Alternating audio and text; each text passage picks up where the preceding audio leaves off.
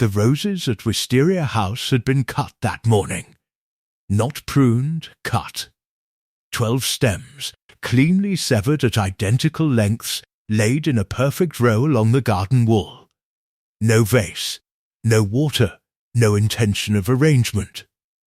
Colonel Aubrey Fairfax had tended those roses every morning for 11 years, without once cutting them before June. It was the 4th of April. The colonel was found dead in his study at 9:30. The roses had been cut at dawn. Someone had been in that garden before the body was discovered. Someone who knew his habits well enough to mimic them, and not quite well enough to understand why. Welcome to Marple Mysteries, home of Golden Age detective fiction, read in full. Tonight's story takes us to a Cotswold manor, where old money, older secrets, and one impossibly well-kept garden converge, and where the most dangerous thing a person can do is know too much about someone else's routine. This is Murder at Wisteria House. Chapter 1. The House That Kept Itself. The village of Ashmere Crossing had, over the course of its 300-year existence, developed a particular talent for minding its own business, or at least for appearing to do so. The High Street ran straight and narrow between a post office, a draper's, 2 tea shops of competing mediocrity, and the ancient Norman church of St. Bartholomew, whose clock had been running 4 minutes fast since 1947, and which no one had seen fit to correct. There was a comfortable permanence to the place, the kind that settles into stone walls and Sunday routines, and the unspoken agreements between neighbours about what is and is not remarked upon.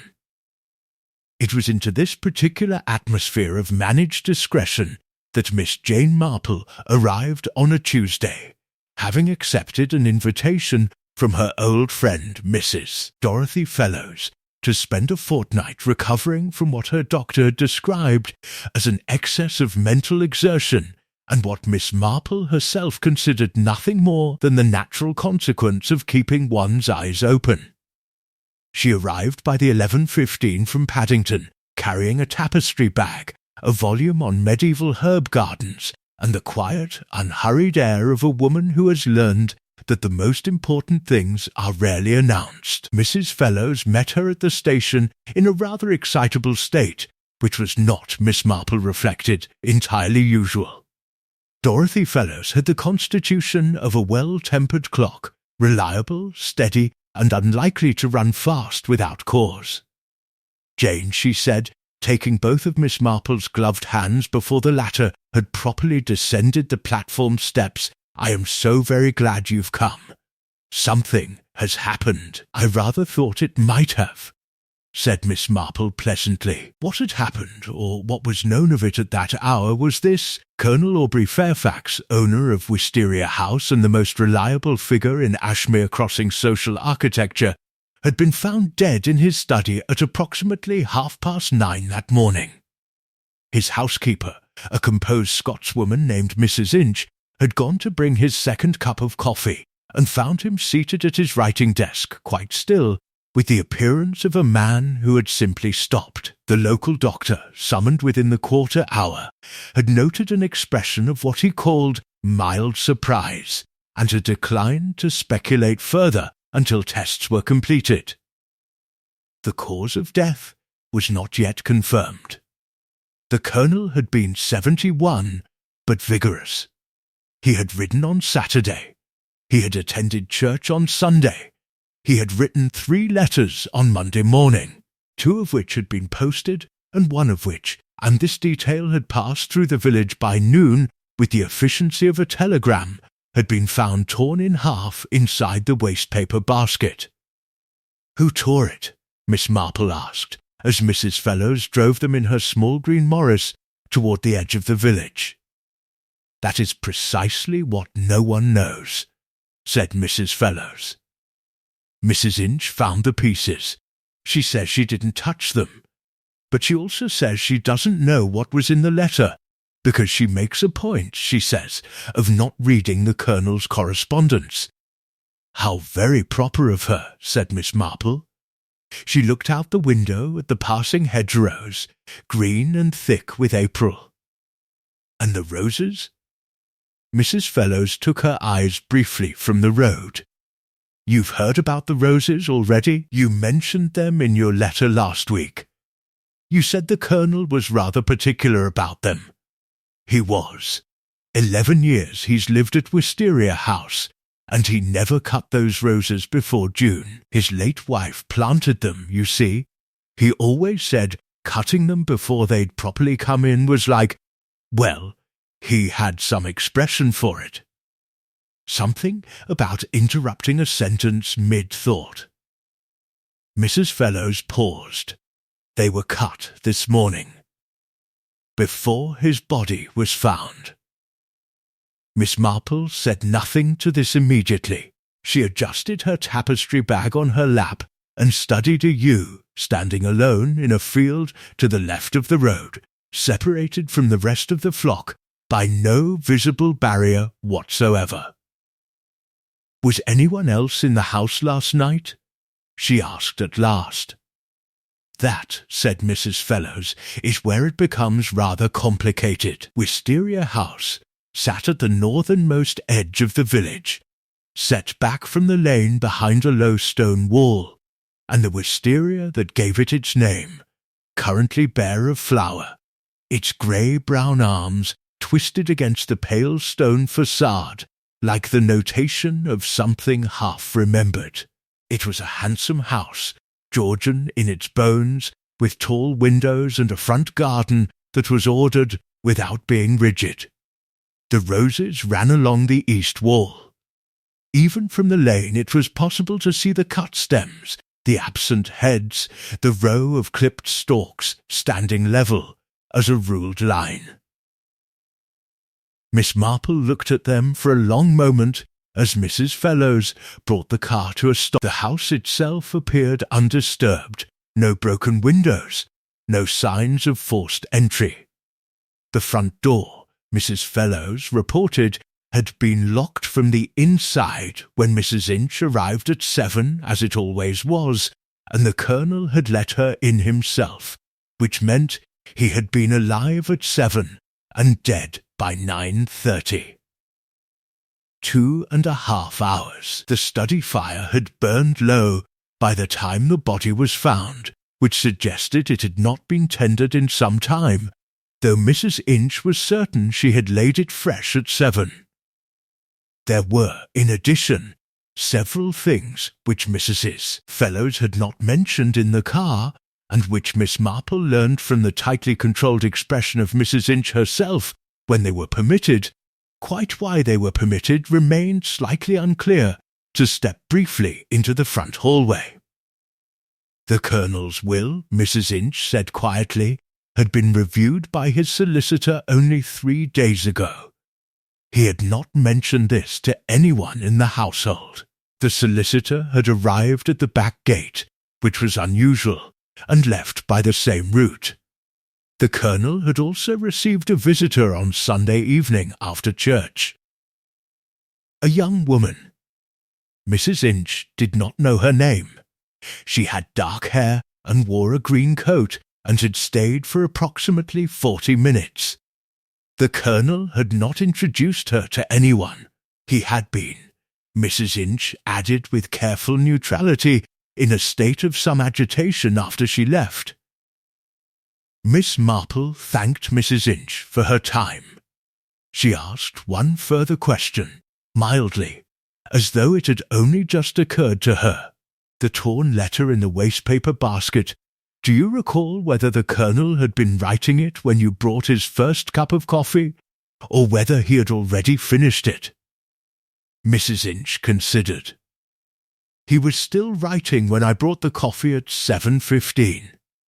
He stopped when I came in, as he always did.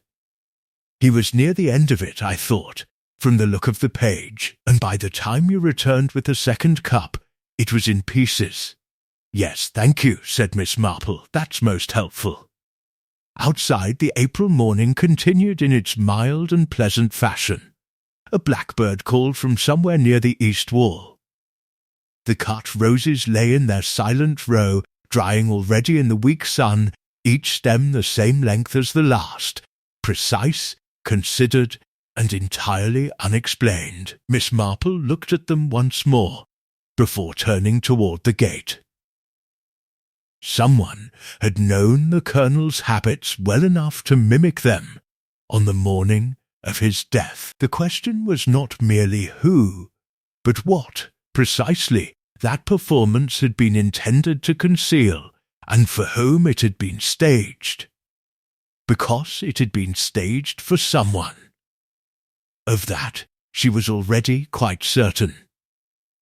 The solicitor's name was Mr. Gerald Price, and he had the particular manner of a man who had spent 30 years being professionally unreadable. He was thin in the way of winter trees, not frail, but stripped of anything unnecessary, and he wore a dark suit that managed to be simultaneously appropriate for a death and offensive to no one.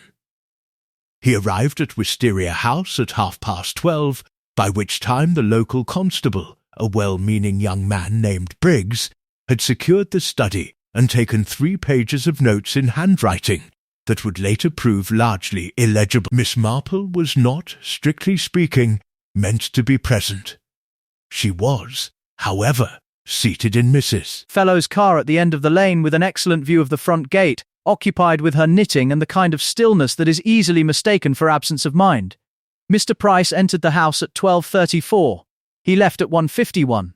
In the interval, 2 other people arrived and were admitted, a tall man in a wax jacket who moved with the careful ease of someone accustomed to large properties, and a younger woman, perhaps 30, in a grey dress, who paused on the front step for a fraction too long before going in.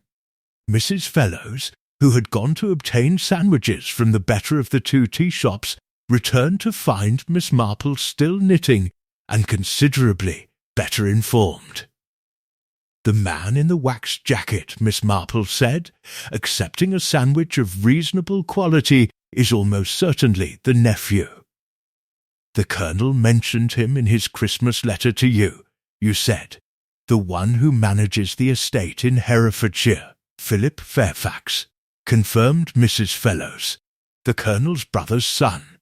They were not, I believe, particularly close, and yet he arrived within 3 hours of the death. He lives only 40 minutes away. Yes, said Miss Marple, but someone had to tell him. Mrs. Fellows was quiet for a moment. Outside the car window, a postman cycled past with the unhurried diligence of a man with nowhere in particular to be urgently. You think he already knew, I think, said Miss Marple carefully, that 40 minutes by road means he would have had to leave Herefordshire before 11 o'clock at the very latest to arrive when he did. The death was reported to the constable at 9:45. The constable would have made several calls before thinking to notify family. It is perhaps possible. She turned a row of knitting with the same ease with which other people breathe. It is perhaps not. The woman in grey, Mrs. Fellows, was able to supply, was named Eleanor Sands. She was the Colonel's personal secretary, or had been, for the past 18 months, attending to his correspondence, managing his appointments, and travelling with him twice yearly to London, for what she described to neighbours as business of an administrative nature, a phrase of such studied vagueness that it had naturally inspired considerable speculation. She was unmarried. She was competent. She had been, by several accounts, the last person to speak to the Colonel on Monday afternoon, when she had visited at 4 o'clock to collect some papers. She had left, Mrs. Inch reported, at 4:45. The Colonel had walked her to the door himself, which was unusual. He had not, on this occasion, said goodbye at the study threshold, as was his custom, but had come the full length of the hallway to see her out, as though, Mrs. Inch had said, with the precision of a woman who notices without interpreting, he wanted to say something further. But he did not. This, Miss Marple thought, was interesting in the way that silences are always more interesting than speech. After lunch, Mrs. Fellows drove them to her cottage on the far side of the village, a comfortable place of low ceilings and an overambitious garden, where Miss Marple was installed in the spare room and left with her tapestry bag, her herb garden volume, and the quiet understanding that she would not in fact be spending the afternoon reading about medieval cultivation methods. She spent it instead in the garden, deadheading Mrs. Fellows' early geraniums, with the methodical satisfaction of a woman imposing order on disorder, and thinking about the structure of what she knew. There was the matter of the torn letter, written between 7:15 and 9:30, destroyed in the same interval, by hands unknown. If the colonel had torn it himself, a possibility not to be dismissed, then something in those 2.5 hours had changed his mind about sending it. If someone else had torn it, the question of how that person had entered a locked house became considerably pressing. There was the matter of the will, reviewed 3 days previously, in secret, via the back gate. There was the matter of the roses, cut at dawn before the body was found, by someone who had known to cut them, but not why they were never cut before June. And there was the matter of the young woman in the green coat, who had visited on Sunday evening and left the colonel in a state of quiet agitation that had apparently not resolved itself before his death. 4 threads, none of them connecting to the others yet. The shape of the thing was not yet visible, but Miss Marple had learned, across a long and attentive life, that shapes become visible not by looking harder, but by looking at what surrounds the absence. The gap between what should be there and what is not, that was always where the truth lived. She set down the last of the geraniums and straightened her back. From 3 doors along, over a neat privet hedge, a woman of approximately 60 was watching her with the fixed attention of a person who has not quite decided whether to speak. She had a trug basket over one arm and secateurs in the other hand, and the expression of someone in possession of information they consider both valuable and dangerous. Miss Marple smiled pleasantly and said nothing. The woman, after a further moment of visible deliberation, leaned slightly over the hedge. "You're Dorothy Fellows' friend, aren't you?" she said. It was not a question. The one who visits from St. Mary Mead. "I am," said Miss Marple. "I saw Eleanor Sands this morning," the woman said, lowering her voice by precisely the amount required to ensure she could still be clearly heard. "Before the body was found, she was walking up the lane toward Wisteria House. Not from the village side. From the north. From the direction of the old mill path." She paused. She told Constable Briggs she hadn't been to the house since Monday afternoon. Miss Marple looked at her knitting bag, which she had brought into the garden out of habit, and then back at the woman over the hedge. "How very interesting," she said, in the tone of someone storing something carefully away. "And what time would you say this was?" 7 o'clock, said the woman. Perhaps a few minutes after the church clock had just struck. The fast one. The woman over the hedge was named Mrs. Celia Hartwick, and she had lived in Ashmere Crossing for 43 years, which in village terms made her practically geological. She had the particular authority of someone who has outlasted 3 vicars, 2 sets of parish council members, and 1 failed attempt to modernize the post office, and she wore this authority not as arrogance but as simple fact, the way old oak wears its rings. She invited Miss Marple in for tea with the directness of someone who has decided a thing and sees no reason to dress it in ceremony.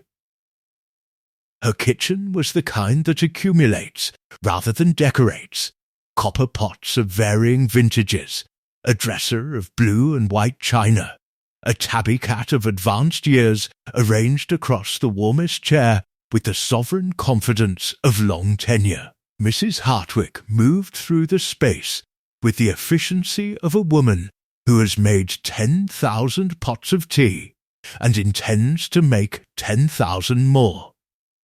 Eleanor Sands, she said, setting the kettle on, is not what she presents herself as. Miss Marple settled into a chair that the cat had graciously vacated and said, with genuine interest, "In what sense?" "In the sense that she arrived in Ashmere Crossing 18 months ago, with a letter of introduction from a firm of London solicitors and a past that she refers to only in the most general terms."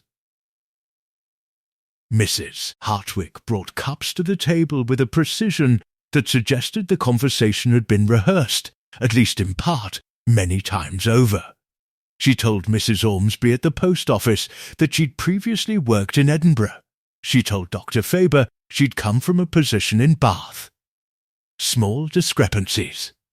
The kind people make when the true answer is complicated, or when the true answer is private, offered Miss Marple mildly. "Quite possible," conceded Mrs. Hartwick, with the air of someone conceding a point they do not find particularly convincing.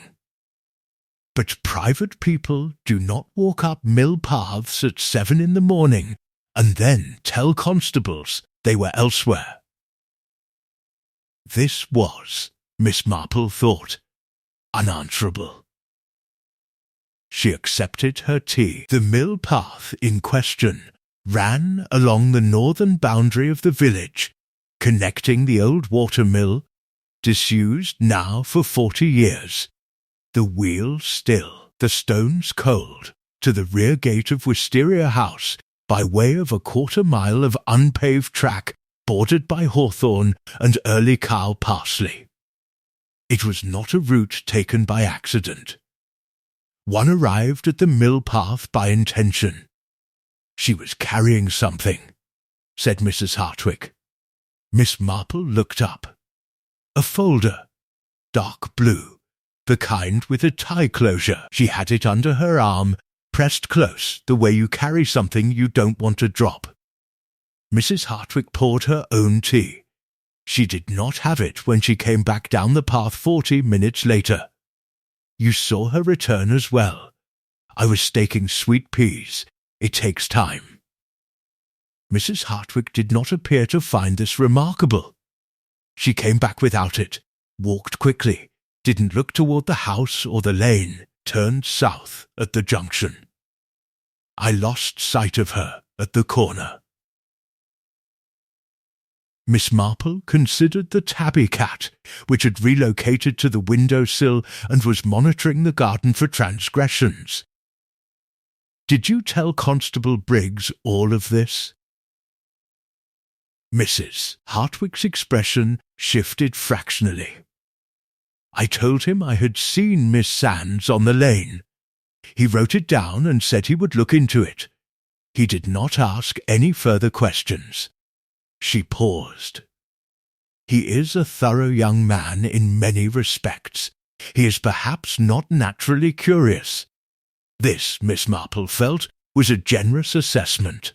She walked back to Mrs. Fellowes' cottage in the thin afternoon light, taking the longer route that curved north past the junction where Mrs. Hartwick had last seen Eleanor Sands. The lane was quiet. Primroses ran along the verge in small yellow congregations. Somewhere in the middle distance, a tractor moved across a hillside with the slow patience of agricultural time. Miss Marple did not walk to the mill. She was not, she reminded herself, conducting an investigation. She was visiting a friend and recuperating from an excess of mental exertion. She walked only far enough up the northern track to establish, to her own satisfaction, two things. First, that the track was dry and firm underfoot, there had been no rain in 4 days, and that any person walking it would leave no prints. Second, that from the point where the track curved east toward Wisteria House, The rear gate was entirely invisible from the lane. Whatever had occurred at that gate, or beyond it, between 7 and 7:40 that morning had occurred without any witness other than Mrs. Hartwick's accidental proximity and the mild indifference of the hawthorn. She turned back. Philip Fairfax was standing at the junction. He was in person rather less at ease than his waxed jacket and country estate bearing had suggested from a distance. He was perhaps 45, with a face that had weathered well in the physical sense, but was currently carrying something it had not been designed to carry comfortably. He looked at Miss Marple with the faint wariness of a man who has not expected to encounter an elderly woman in a pale blue coat at the end of a lane, and is uncertain what category to assign her to. "Good afternoon," said Miss Marple warmly. "Afternoon," said Philip Fairfax. He glanced once toward the mill track, and then, deliberately, away from it. "Dreadful business," said Miss Marple, with the sympathetic brevity of condolence. "Your uncle was greatly thought of in the village, I understand." Philip Fairfax looked at her for a moment with an expression she could not immediately classify. Not grief, precisely. Not its absence, either. Something older and less clean than either. "Yes," he said, "he was."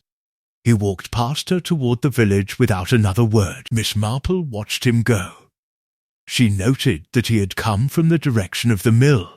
She noted that his boots carried a particular pale dust consistent with the chalky track surface, and she noted that he had come from that direction alone, which meant either that no one had accompanied him there, or that whoever had been with him had already left. She also noted, and this, she thought, was perhaps the most useful detail of the afternoon, that he had not asked who she was. That evening, Mrs. Fellows made lamb chops and a great deal of conversation which Miss Marple received with equal gratitude. Dorothy Fellows had the gift, rare in genuinely sociable people, of talking informatively without quite realizing she was doing so.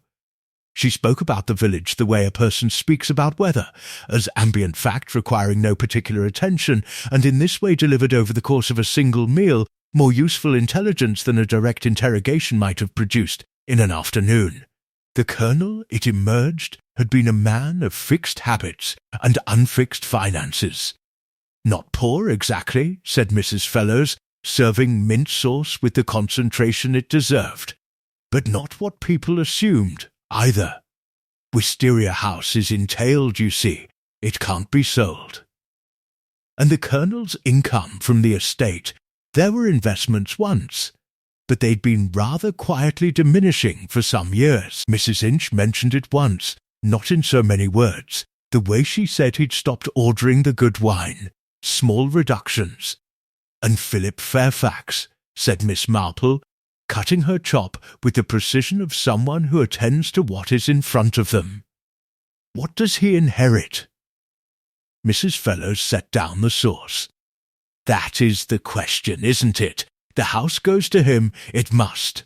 It's entailed through the male line. But the contents, the remaining investments, whatever liquid assets there are, those were the Colonel's to dispose of, as he chose."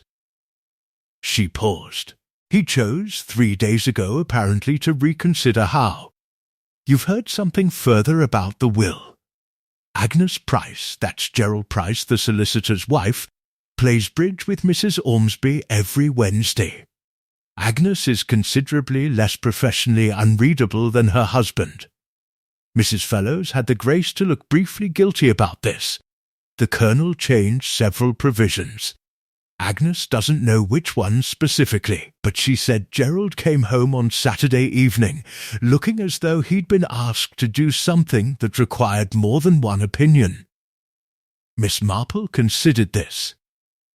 Outside the cottage window, the April evening had settled into the particular shade of blue that belongs only to English dusks in spring, the light not quite gone, the dark not quite arrived, everything held in a courteous suspension. Who benefits from the current arrangement, she asked.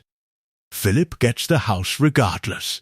Eleanor Sands was, according to village understanding, left a modest sum in recognition of her service.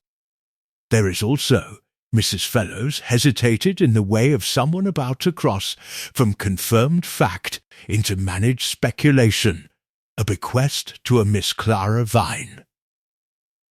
Miss Marple looked up. "No one in the village knows her," said Mrs. Fellows. "She's not local." The name came from Mrs. Inch, who overheard it during the solicitor's visit. She was quite clear it was not deliberate eavesdropping. She had simply gone to the study door to ask about lunch, and the door was not fully closed.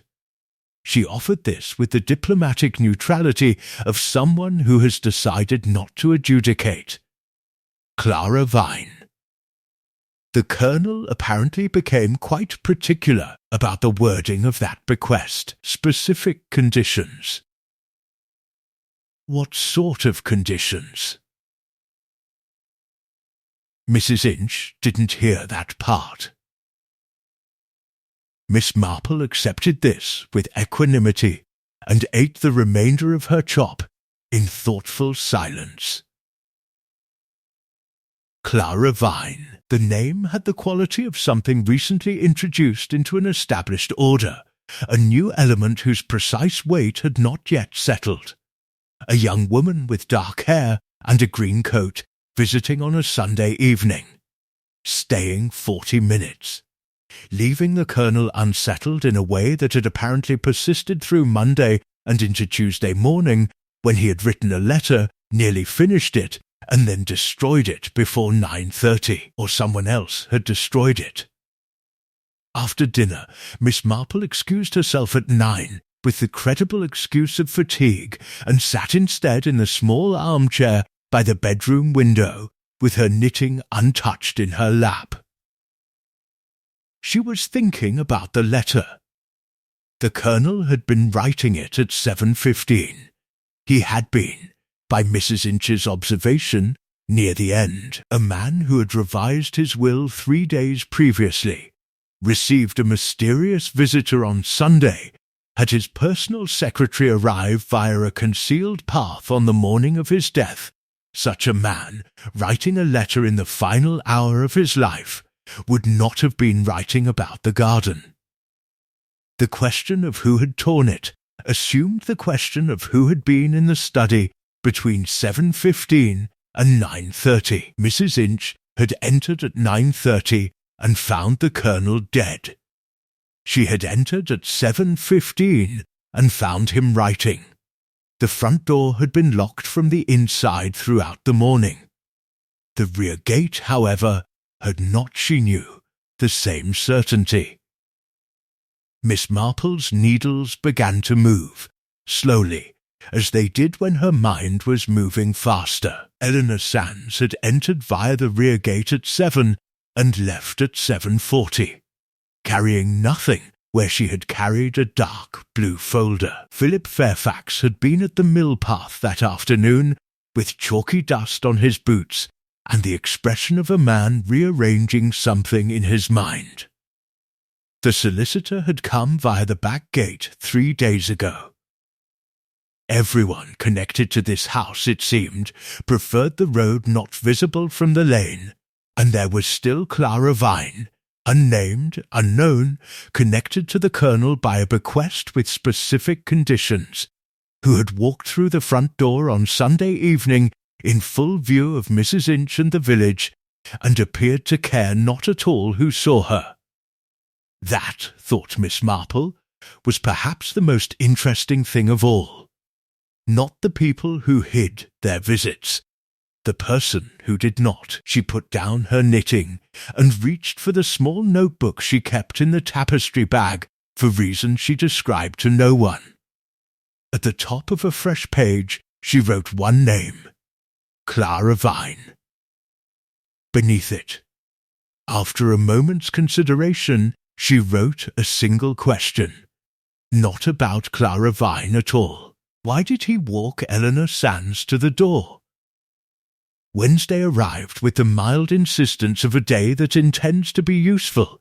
The sky was high and pale, the kind that diffuses light evenly across everything and casts no dramatic shadows, and the village of Ashmere Crossing went about its morning commerce with the composed efficiency of a place that has absorbed a shock and is now carefully processing it. Miss Marple was at the post office by 9:30. She had learned, across a long and observant life, that post offices in English villages operate as a kind of civic nervous system. All information eventually passes through them, slowed just enough by the transaction of stamps and parcels to leave a residue of detail that are sufficiently patient. Person can read. Mrs. Ormsby, who had managed this particular post office for 22 years, was precisely the kind of woman whose professional function and natural temperament had merged into something almost alchemical. She knew everything. She considered it her duty to know everything. She deployed what she knew with the measured generosity of someone who understands that information, like good seed, must be planted in suitable ground. She regarded Miss Marple across the counter with the approving attention of someone recognizing suitable ground. "You'll be Dorothy Fellowes' friend," she said. "From St. Mary Mead." "I will," said Miss Marple, purchasing a book of stamps she had no particular need for. Dreadful business at Wisteria House. Mrs. Ormsby lowered her voice by the standard village increment. The Colonel was a private man, but a decent one. Not everyone manages both. "A rare combination," agreed Miss Marple. "I understand he had a secretary, a Miss Sands." Eleanor, Mrs. Ormsby's expression arranged itself with the careful neutrality of someone who has opinions and is selecting which ones to issue. Capable woman. Keeps to herself. Posts the Colonel's correspondence every Monday and Thursday without fail. First collection. Yesterday she posted nothing. A pause freighted with implication. First time in 18 months. "Perhaps," said Miss Marple gently, "there was nothing to post." "Perhaps," said Mrs. Ormsby, in a tone suggesting she found this hypothesis unpersuasive. "She came in yesterday afternoon, though. Not to post anything, to ask whether a letter had arrived for the Colonel in the morning delivery." She aligned a small stack of forms beside the till with unnecessary precision. "I told her one had." She asked whether she might collect it, as his secretary, given the circumstances. "I told her that was a matter for the family or the constable, not for me to decide." "And what did she say to that?" She said, "Thank you," and left.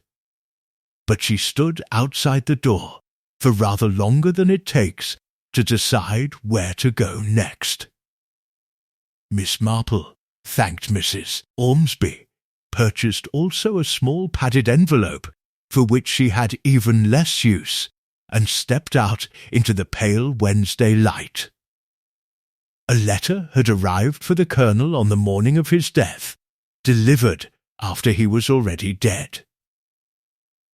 Eleanor Sands had come looking for it, and been turned away, which meant either that Eleanor Sands knew what the letter contained and wanted to intercept it, or that she feared what it might contain and wanted to prevent others from reading it first. Both possibilities, Miss Marple reflected, were instructive in different ways. She found Clara Vine by accident, which was perhaps not entirely accidental. She had turned south along the High Street toward the better tea shop, intending to sit quietly with a pot of Earl Grey and her notebook, when she noticed, through the window of the lesser tea shop, the one with the slightly exhausted curtains, a young woman seated alone at a corner table with a cup of something she was not drinking and an expression of concentrated stillness that Miss Marple recognized immediately. It was the expression of someone waiting for an internal argument to resolve itself. She had dark hair. She wore a grey cardigan over a white blouse, and her green coat was folded on the chair beside her. She was perhaps 28. She was looking at the table surface with the focus of a person reading something that isn't there. Miss Marple went into the lesser tea shop. She chose the table adjacent, not alongside, which would have been presumptuous, but close enough for the natural gravity of shared space to do its quiet work. She ordered Earl Grey and a scone she did not particularly want, and she arranged her tapestry bag and her presents with the unhurried ease of someone who has nowhere pressing to be and no particular interest in anyone else's affairs. Clara Vine glanced up once, registered an elderly woman in a pale blue coat, and returned to her invisible reading. 3 minutes passed. Miss Marple said, to no one in particular and in the pleasantly conversational tone of someone thinking aloud, "The wisteria will be rather beautiful in another few weeks, I should think. Such a particular shade of purple." Clara Vine looked up again. This time she held the look. "You're staying in the village?" she asked. Her voice was careful. London-educated, Miss Marple thought, but not originally London. Something further north, worn smooth. Visiting a friend. "And you?" A fractional pause. "I had business here. With Colonel Fairfax." She stopped. The past tense settled over the sentence like a change in weather. "I heard this morning that he died." "I am sorry," said Miss Marple, with the sincerity of someone who is sorry about several things simultaneously. Clara Vine looked at her cup. "I never actually met him," she said quietly. "I came on Sunday.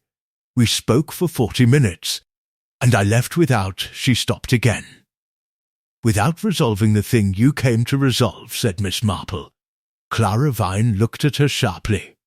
Then, slowly, with the expression of someone who has been carrying something alone for long enough to feel the weight, she said, "He was my father's brother. My father died 6 years ago without ever telling me. The Colonel wrote to me in February, said there were things that should have been said long ago." She folded her hands on the table. "He was going to explain everything. He said he'd written it all down, in a letter, in case something happened before we could meet again properly." Miss Marple set down her teacup very gently. "A letter," she said. The lesser tea shop had the particular quality of places that are overlooked. A slightly apologetic atmosphere, furniture that had outlasted its ambitions, and the compensatory virtue of being almost entirely empty on a Wednesday morning. The woman behind the counter was occupied with a radio program of no great urgency, and the one other customer, an elderly man with a newspaper, had fallen asleep over the crossword with the peaceful finality of someone who has earned it. It was, in short, the ideal environment for a conversation that required no audience. Miss Marple poured her tea and waited. Clara Vine had the manner of someone who has made a decision and is still adjusting to the weight of it. She straightened her cup in its saucer. She looked once at the window, where the high street moved in its mild Wednesday rhythm. Then she looked at Miss Marple with the directness of someone who has decided, on very little evidence, to trust. "He wrote to me in February," she said again, as though the repetition helped organize it. "Out of nowhere. I hadn't known he existed. Not really. My father mentioned an estranged brother once, years ago when I was perhaps 12. He wouldn't say why they'd fallen out. When I asked again later, he said it was old business and best left." She paused. He died before I could ask a third time. And the Colonel's letter in February, what did it say? That he had something to tell me that should have been told to my father before he died, and that he had failed in that, and wished to make what amends he could. He asked if I would come. He said. She stopped, touched briefly by something private, then continued. He said he was not a young man, and preferred not to leave it longer. So you came on Sunday. I came on Sunday. He was not what I expected. Older but sharp, very precise in the way he spoke, as though he'd rehearsed the order of things. He told me that my father and he had quarrelled 40 years ago over their mother's estate, that their mother had left something to my father that the Colonel had believed, at the time, was wrongly his. He had caused trouble over it. Legal trouble. It had cost my father considerably, in money and in time, and in the kind of damage that doesn't repair cleanly. She looked at her hands. He said he had been wrong, that he had known for years he had been wrong, and had not found the way to say so while my father was alive. That was what he wished to tell you. Part of it. He said there was more. Documents, he called them. Papers relating to my father's estate that had come into the Colonel's possession, and that properly belonged to me. He was going to give them to me on Sunday, but they weren't. He couldn't find them where he'd put them. He was agitated about it, I could see. He apologized. He asked me to come back later in the week, and said that in the meantime he would write everything down clearly so there was a proper record. She looked up. He said he would send the letter to me directly. He had my address. Miss Marple was quiet for a moment. Outside, a cloud moved across the pale sky, and the light in the tea shop shifted by one small degree. Did he say where he had put the documents? He said they were in the study, in the desk. He checked while I was there. The drawer was locked and he couldn't find the key. He was more than agitated at that point, I'd say. He was disturbed, as though the missing key meant something beyond the inconvenience of it. A locked drawer in the study. A key that could not be found.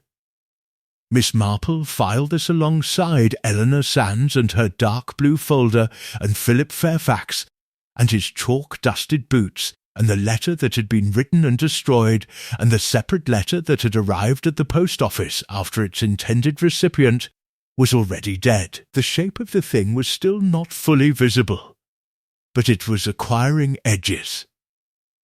"Did anyone know you were coming on Sunday?" Miss Marple asked.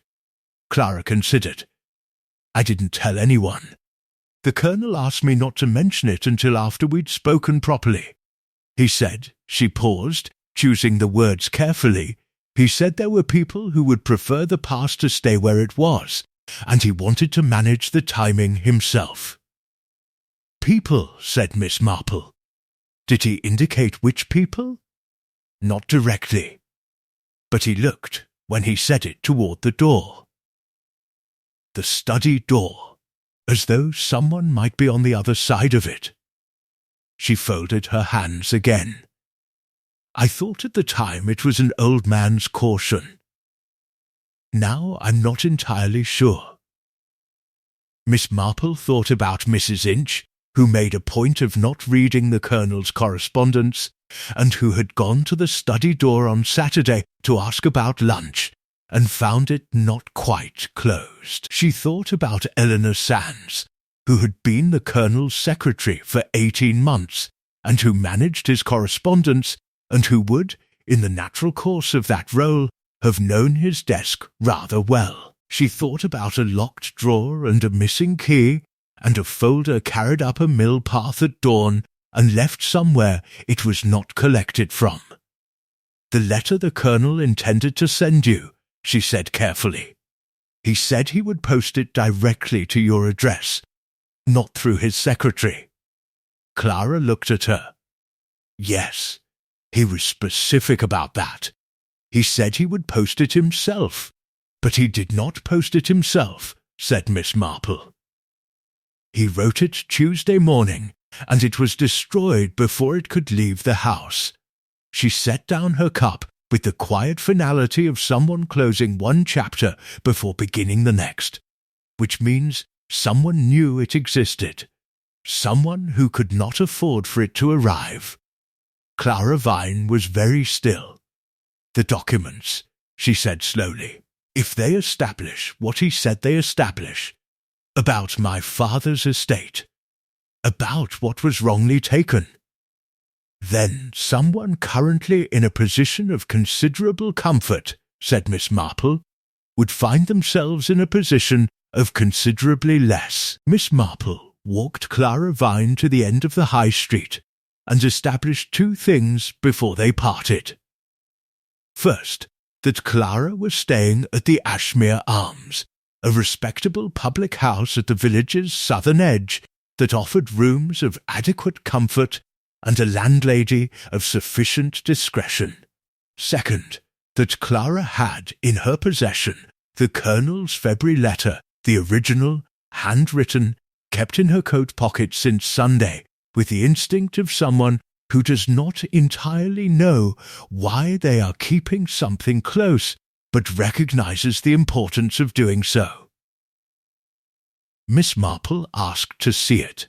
Clara produced it without hesitation, which confirmed something Miss Marple had been quietly forming an opinion about since the tea shop, that Clara Vine was not merely a victim of circumstance, but a person of considerable native intelligence who had, until this morning, been without anyone to think alongside. The letter was 2 pages, written in a hand that was small, controlled and slightly compressed in the way of people who learned to write when paper was treated as a resource rather than a convenience. The Colonel's voice came through it clearly, precise, somewhat formal, carrying the particular stiffness of a man attempting emotional honesty for perhaps the first time in his adult life. He named the quarrel. He named the solicitor who had handled it, now dead. He named the document at its centre, a codicil to his mother's will, witnessed and legitimate, which had assigned to Clara's father a parcel of land adjacent to the Herefordshire estate. The Colonel had, in 1981, instructed his own solicitor to contest the codicil on grounds he had known at the time to be manufactured. The contest had succeeded. The land had reverted. Clara's father had received nothing, and had, within 2 years, left the county entirely. Miss Marple read this twice. Then she folded it along its original creases and returned it to Clara. "Keep this on your person," she said, "not in your room." Clara looked at her steadily. "You think someone would look?" "I think," said Miss Marple, "that someone has already demonstrated a willingness to enter places and remove things. A hotel room presents rather fewer complications than a locked study." She watched Clara walk south toward the Ashmere Arms, and then turned north with the mild, purposeful air of a woman taking a morning constitutional, which was, in its broadest interpretation, not entirely untrue. Constable Briggs was at the gate of Wisteria House. He was a tall young man with an honest face and the slight bewilderment of someone who has been handed a situation larger than his training and is attempting to manage it through thoroughness rather than intuition. He had, Miss Marple knew, submitted his notes to the county Sid, who had sent word that a detective inspector would arrive from Gloucester on Thursday. Until then, Constable Briggs held the perimeter with the earnest dedication of a man aware that history is watching. Miss Marple introduced herself as Mrs. Fellow's guest, and expressed sympathy for his difficult position with the warmth of someone who means it. Briggs, who had been talked at by 3/4 of the village since yesterday morning, and listened to by none of them, responded to being genuinely sympathized with by becoming, briefly and usefully, candid. "The thing that troubles me most," he said, with the air of a man permitted to say the thing that actually troubles him, "is the study drawer." Miss Marple waited. "There's a desk in the study. 4 drawers. 3 were unlocked, contents undisturbed. The 4th, bottom left, was locked when we arrived. Standard lock, small key." He paused. "Dr. Faber wanted access to the desk for some reason connected to the Colonel's medical records. Apparently he kept a personal health file, so I obtained permission to have the lock examined. The locksmith came this morning." Another pause. This one waited differently. The drawer had been locked from the outside, but it had also been opened recently. The interior showed fresh scratching around the keyhole on the inside plate, the kind a pick or a narrow implement leaves. Someone had opened it without the key, taken what they wanted, and then locked it again from the outside with the actual key. "So the key was used twice," said Miss Marple. "Once by whoever picked the lock and took the contents, and then once more to relock it, to suggest the drawer had never been opened at all." Briggs looked at her with the expression of someone recalibrating an assessment. "Precisely. Which means whoever did it had the key, or obtained it, after having already broken in without it, suggesting 2 separate entries," said Miss Marple. "Or 1 entry during which the key was found after the drawer was already opened." Briggs was quiet for a moment, working through this. A blackbird landed on the gatepost beside him and regarded them both with brief professional interest before departing. "Mrs. Inch," said Miss Marple, in the tone of someone raising a matter of minor administration, mentioned that the Colonel was unable to find his desk key on Sunday evening. "Did she mention whether it was found subsequently?" Briggs checked his notes with the diligence of a man who has written things down specifically to avoid this kind of difficulty. His expression as he read indicated that Mrs. Inch had not mentioned this, and that this was, in retrospect, a question he wished he had thought to ask. "I shall ask her," he said.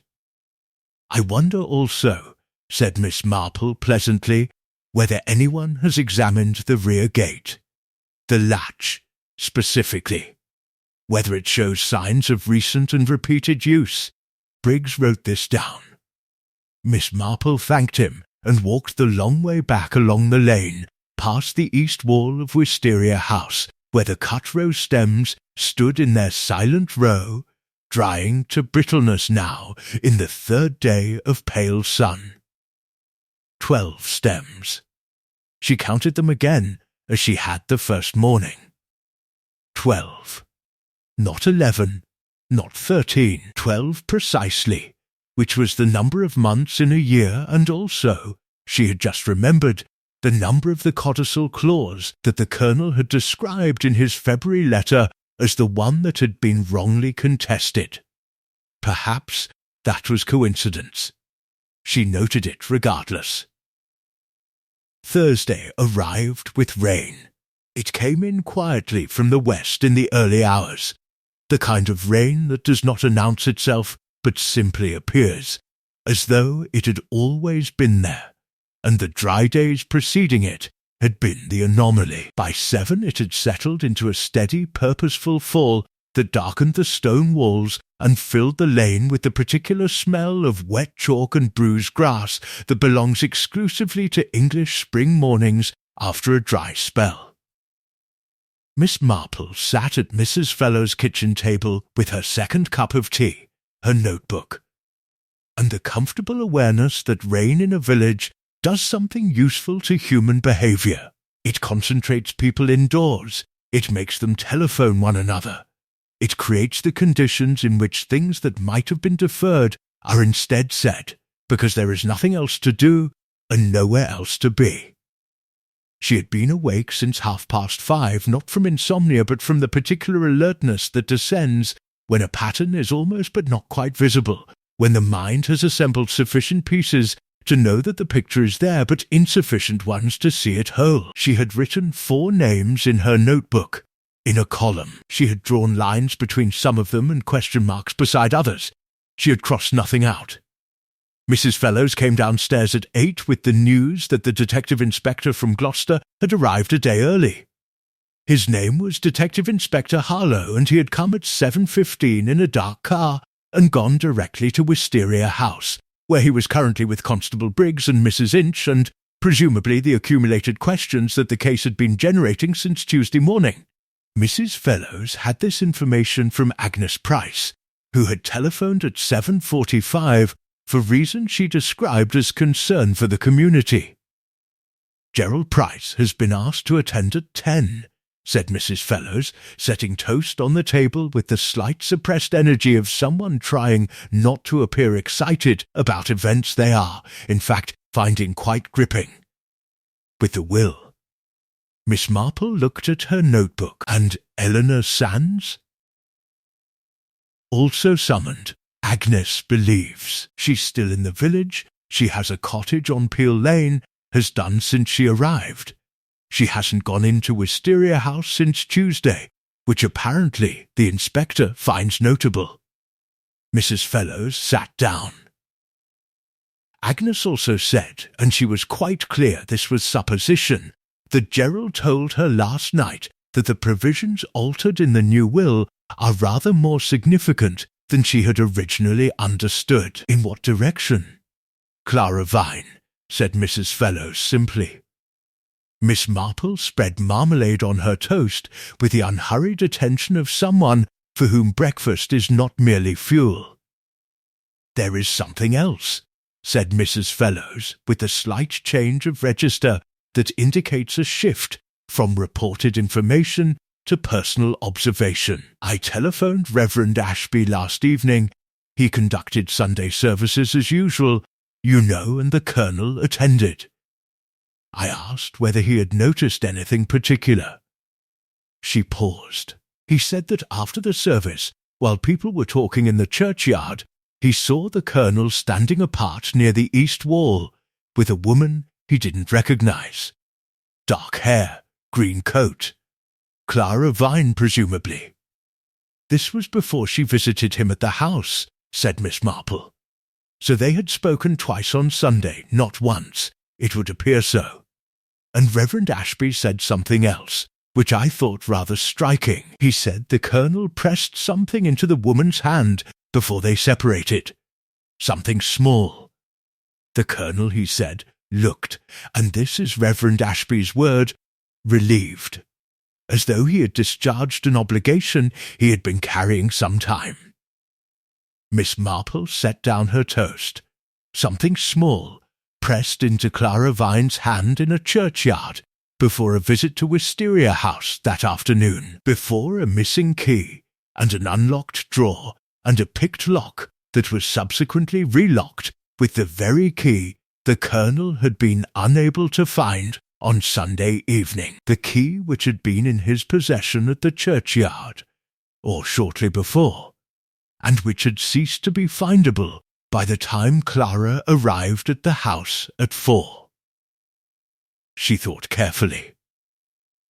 The Colonel had given Clara Vine something small in the churchyard. He had then gone home and discovered, during Clara's later visit, that the study drawer key was missing. He had been disturbed, Clara had described it, beyond what the inconvenience alone warranted, as though the missing key meant something beyond the practical difficulty. Because he had not lost the key, he had given it away, and then had either forgotten doing so, or had given it to someone he trusted, and found, in the afternoon, reason to question that trust. Miss Marple reached for her tapestry bag and extracted, from the interior pocket, the small card on which she had written Clara Vine's room number at the Ashmere Arms. She looked at it for a moment. Then she put on her coat, opened her umbrella, and walked out into the rain. Clara answered her knock immediately, with the alertness of someone who has not been sleeping deeply. "The small thing the Colonel gave you in the churchyard on Sunday morning," said Miss Marple, without preamble, but not without gentleness. "Do you still have it?" Clara stared at her. Then, slowly, she moved to the bedside table and opened the small drawer. She produced a key, brass, old, with a simple bow and a narrow bit of the kind associated with desk furniture of the 1930s. He pressed it into my hand and said, "Keep this safe," she said. I didn't know what it opened. I assumed it was symbolic, something to do with what he intended to give me. She looked at it. It wasn't symbolic. "No," said Miss Marple. It was not. She looked at the key in Clara's palm and thought about a man who had given away the one thing that protected his most important documents and had spent the rest of Sunday afternoon unable to explain to himself or to his niece why he had done it. He had been frightened. That was the only reading that made sense. He had been frightened, and he had acted, as frightened people sometimes do, on instinct rather than plan. He had put the key somewhere he believed safe, and had immediately regretted the impulse.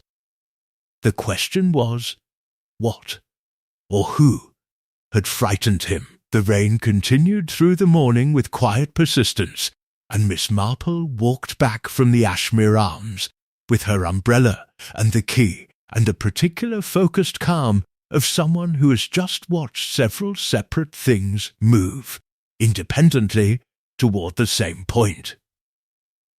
She did not go directly to Mrs. Fellowes' cottage.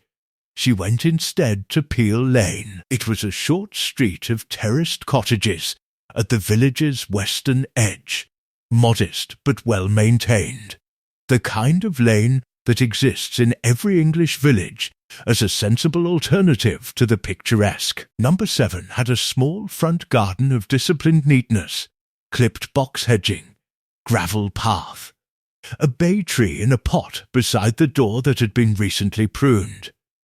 The garden of someone who controls their environment carefully and finds comfort in that control.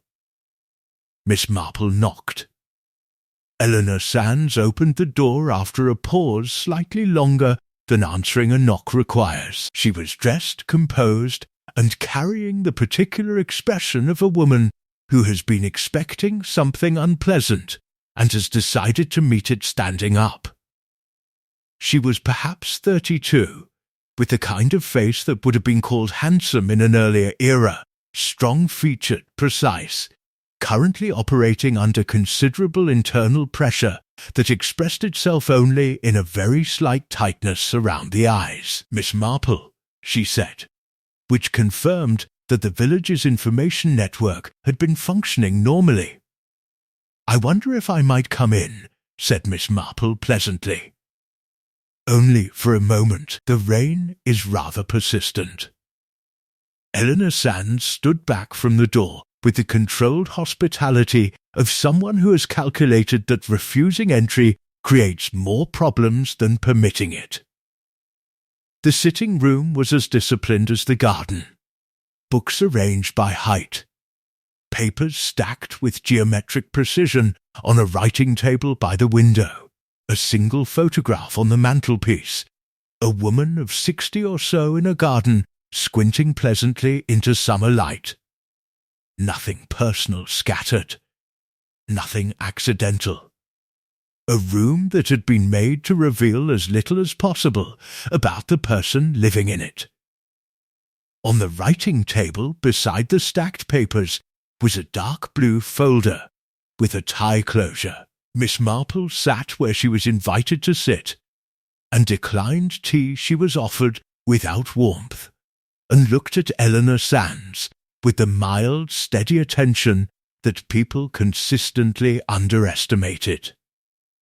"You were at Wisteria House on Tuesday morning," she said.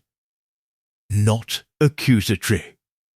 Simply establishing ground. Eleanor Sands looked at her for a measured moment. "I have spoken to Constable Briggs about my movements. I'm sure you have. I am not Constable Briggs." Something shifted fractionally in Eleanor's expression. Not hostility, precisely. More the recalibration of someone recognizing that a conversation they had prepared for is not, in fact, the conversation they are having. "I went to collect some papers," she said, "administrative materials, related to the Colonel's correspondence files. I have been managing his professional affairs for 18 months, and there were matters requiring continuity regardless of events." "You went via the mill path," said Miss Marple, "at 7 in the morning, before the body was found. The lane was muddy. The lane was dry. There had been no rain until last night." Miss Marple said this without emphasis, the way one corrects a small factual error about a bus timetable. "You carried a dark blue folder into the house and left without it. The folder is on your writing table now." Eleanor Sands looked at the folder. It was the look of someone watching a defense they had constructed prove, in real time, insufficiently solid. She was quiet for long enough that the rain against the window became audible. "What was in the drawer?" said Miss Marple gently, "before you opened it?" The silence this time had a different quality, longer and more complicated, with something moving through it that was not quite calculation and not quite conscience, but occupied the uncomfortable territory between them. "I didn't kill him," Eleanor Sands said, quietly, with the flatness of someone stating a fact they know will not be immediately believed and have decided to state regardless. "I don't believe you did," said Miss Marple. Eleanor looked at her sharply. "But I believe you know considerably more about why he died than you have yet told anyone, and I believe the contents of that folder are connected to documents that belong not to you, and not to the estate, but to a young woman currently resident at the Ashmere Arms." Miss Marple's voice remained entirely pleasant throughout. "The Colonel spent the last months of his life trying to make amends for a wrong done 40 years ago. Someone prevented him from completing that. If that someone is not you, then what you took from that drawer may tell us who it is." Eleanor Sands stood up and walked to the window. She stood with her back to the room, looking out at the rain and the disciplined garden and the grey lane beyond it, and Miss Marple waited with the patience of someone who has learned that silence, applied correctly, is the most persuasive instrument available. "I found a letter," Eleanor said at last, "in the drawer, written to the Colonel, not by him. I recognized the handwriting." She stopped. "I have been for 18 months reading Philip Fairfax's letters to his uncle, monthly without fail, friendly letters on the surface, about the estate, about family matters." She paused again. "The one in the drawer was not friendly. What did it say?" Eleanor turned from the window. Her face had resolved into something clearer, not relief exactly, but the particular expression of someone who has been alone with a dangerous piece of knowledge for too long and has finally found someone to give it to. It said that if the Colonel proceeded with what he was planning, the documents, the bequest, the acknowledgement of Clara Vine, Philip would ensure that certain historical irregularities in the Colonel's own financial affairs became known to people who would find them very interesting indeed. She met Miss Marple's eyes steadily. It was dated the 14th of March. 5 weeks before the colonel died, the rain eased by midday into something lighter and more reflective, the kind that hangs in the air rather than falling through it, softening the edges of the village into a watercolour approximation of itself. Miss Marple walked from Peel Lane back toward Mrs. Fellowes' cottage by the longer route, which took her past the church of St. Bartholomew and its 4 minutes fast clock, and she walked slowly, because the situation had reached the stage where walking slowly and thinking carefully was considerably more productive than moving quickly toward anything. Eleanor Sands had given her the letter, not the original, that she had photographed with the methodical forethought of a woman who had spent 18 months managing a complicated man's affairs and understood the importance of copies, but a careful transcription in her own hand, precise and complete, with a note at the bottom, confirming the date, the handwriting identification, and the envelope's postmark. Gloucester, which was where Philip Fairfax maintained a secondary address, distinct from the Herefordshire estate. Miss Marple had folded it into her tapestry bag alongside her notebook and the brass desk key, and the small padded envelope from the post office that she still had no use for. And she had thanked Eleanor Sands with the genuine warmth of someone who means it, and left before Eleanor could reconstruct her composure sufficiently to regret the disclosure. The letter, as Eleanor had summarized it, was a document of considerable ugliness beneath its surface civility. Philip Fairfax wrote well that was immediately apparent from Eleanor's transcription. He had the fluency of a man educated to conceal unpleasant things in pleasant sentences, and the letter read on its surface as a concerned nephew raising delicate matters out of family loyalty. The threat was embedded rather than stated. The word ensure appeared twice. The phrase people who would find them very interesting appeared once. The phrase I would naturally prefer not to find myself in the position of appeared once doing considerable work. The historical irregularities referred to were not specified in the letter. This was, Miss Marple thought, deliberate. Specificity creates a record. Vagueness creates deniability. But Philip had specified enough. He had specified that he knew. And knowing in this context was sufficient weapon. The question was what he knew. She sat in a pew at the back of St. Bartholomew's for 10 minutes. Not for spiritual reasons, but because churches in English villages are reliably empty on Thursday mornings, and reliably warm and reliably quiet, and she needed all 3 of those things. She opened her notebook. The Colonel's finances had been diminishing quietly for years. Mrs. Fellowes had noted it. The good wine discontinued. Small reductions. A man of fixed habits making invisible adjustments. This was not the pattern of recklessness, it was the pattern of managed concealment. A slow leak, controlled and directed away from visibility. The will had been revised 3 days before his death.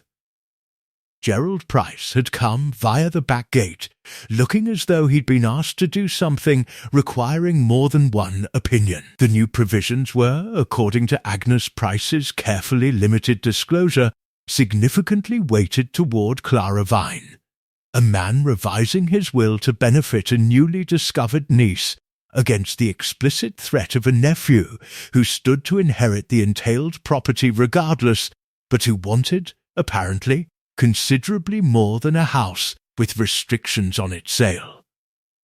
What Philip wanted was everything, or more precisely, Philip wanted to ensure that what the Colonel's financial irregularities had accumulated, quietly, over years, in ways that did not appear in the estate accounts, did not leave the family line through a legal acknowledgement of a branch of the family whose existence complicated the inheritance considerably.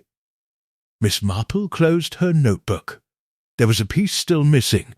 She could feel its absence the way one feels a gap in a familiar row of books, not seeing it directly, but aware of the disruption to the expected pattern. Eleanor Sands had taken the letter from the drawer. She had left the folder at the house, then retrieved it. She had not told Constable Briggs what she had found. She had said nothing to Inspector Harlow, who was at this moment presumably at Wisteria House conducting interviews with the orderly efficiency of official investigation. Why had Eleanor taken the letter and said nothing? The answer, when it arrived, was both simple and sad. Eleanor Sands had been, for 18 months, the Colonel's secretary. She had read his letters. She had managed his affairs. She had known from February that he had written to Clara Vine. She had known from Philip's March letter that Philip had moved to suppress whatever the Colonel was planning. And she had known, this was the piece Miss Marple had been reaching for, that the financial irregularities Philip threatened to expose were ones that Eleanor herself had, in the course of her duties, helped to conceal. Not criminally, perhaps, but sufficiently. Sufficiently that Philip's letter had been addressed not only to the Colonel, but it contained, in its 3rd paragraph, a sentence that Eleanor had transcribed in full and then underlined once, lightly, as though she had needed to see it written in her own hand to believe it. The sentence read, "I am certain Miss Sands, as a conscientious professional, would not wish her role in these arrangements to become a subject of public examination." She had taken the letter because her own name was in it. She had kept silent because silence felt, until Tuesday morning, like the safest available position. She had walked up the mill path at dawn because she had gone to retrieve something that implicated her before anyone official could find it, and had found instead something that implicated someone else far more seriously. Miss Marple rose from the pew and walked out into the softened rain. Philip Fairfax had blackmailed his uncle. His uncle had died. The letter threatening him was now in Miss Marple's tapestry bag, and Philip Fairfax was, at this moment, somewhere in Ashmere Crossing, aware that the drawer had been opened and its contents removed, and not yet knowing by whom. That, she thought, made him either dangerous or desperate. In her experience, the distinction between the two was often academic. Inspector Harlow was a compact, methodical man of 50, who had the useful quality of being immediately underestimated. He had a plain face, a quiet voice, and the unhurried manner of someone who has long since stopped feeling the need to perform authority and simply exercises it. He had, by Thursday afternoon, interviewed Mrs. Inch, Gerald Price, and Philip Fairfax, and had arrived at a set of conclusions that were, Miss Marple suspected, correct in their direction, but incomplete in their architecture. She requested a meeting through Constable Briggs, who relayed it with the slightly apologetic air of a man uncertain how to categorize the request.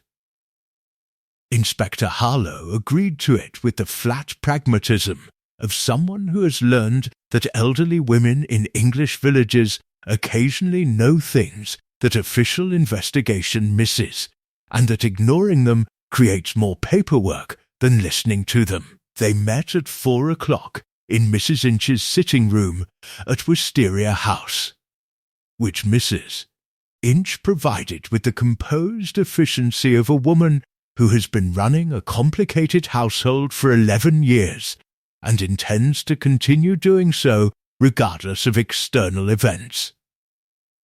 She brought tea without being asked, and withdrew without being dismissed, and closed the door with the precise quietness of someone who is not listening on the other side of it. Miss Marple placed 3 things on the table between herself and Inspector Harlow.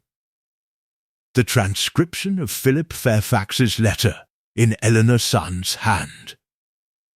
The brass desk key, which Clara Vine had agreed, after a conversation that morning, could be given to the inspector with a full account of how it had come to her, and her notebook, open to the page where she had written 4 names in a column, with lines and question marks between them, which she did not give to the inspector, but left visible as a courtesy, so that he could see the shape of what she had been thinking without being asked to accept it.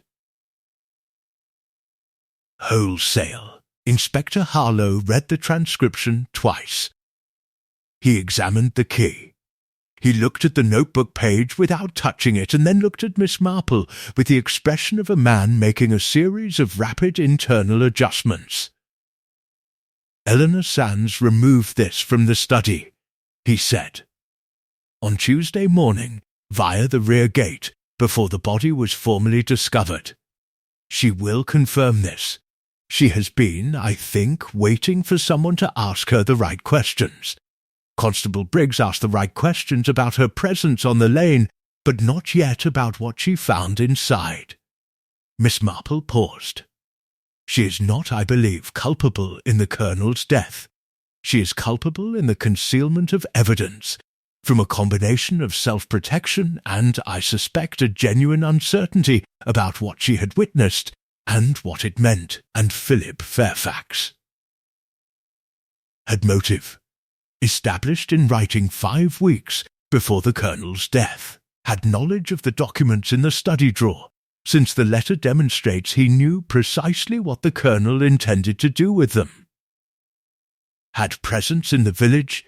His arrival time on Tuesday suggests he left Herefordshire before the death was officially reported. She folded her hands in her lap with the tranquillity of someone who has assembled a thing carefully and is now simply presenting it. He was also at the mill path on Wednesday afternoon, with chalk dust on his boots consistent with the track surface, alone or appearing to be. Inspector Harlow was quiet for a moment. The cause of death has come back from the laboratory this morning, he said. He said it with the deliberate evenness of a man testing how information lands. Digitalis, a significant concentration, consistent with deliberate administration rather than accidental ingestion. The Colonel had no prescription for any digitalis preparation. Miss Marple received this without visible surprise. She had considered it. A man who tended a garden for 11 years, a garden with foxgloves along the north border, she had seen them, low and early, pushing through the soil beside the wall on her first morning. A man whose morning coffee was brought by his housekeeper and left on the study desk, where it sat for some time before he drank it, and where anyone with access to the study and a knowledge of the Colonel's routine might, in the interval between delivery and consumption, add something to it. The coffee cup, she said. Washed, said Inspector Harlow. Thoroughly. Mrs. Inch washed it before the doctor arrived, as part of her ordinary clearing up. She had no reason not to. He paused. She is not a suspect. No, said Miss Marple.